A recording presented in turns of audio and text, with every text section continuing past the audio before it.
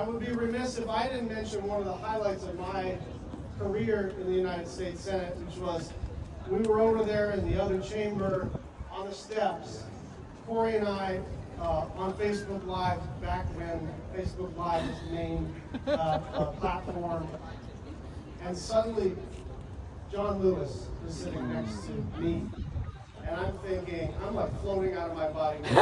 John Lewis sitting next to me, and we're talking about the Affordable Care Act.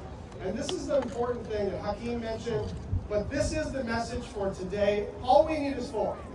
All we need is four House members. All we need is four senators on the Republican side to say, I refuse to shut down rural hospitals. I refuse to punish the sick and the disabled and children and the elderly and people who need a little help with their groceries. I refuse to do that.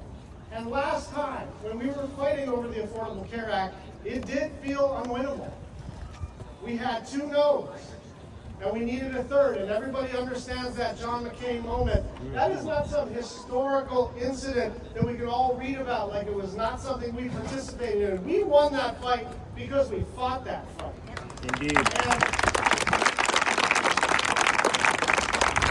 but these fights do not magically line up with vote counts, and we observe them like we're watching our fantasy football team and just rooting our team on. Politics is not a spectator sport. Democracy is not what we have. It's what we do. And so, as this movement builds for a pluralistic, fair democracy, we need to understand we're all going to have to take some risks.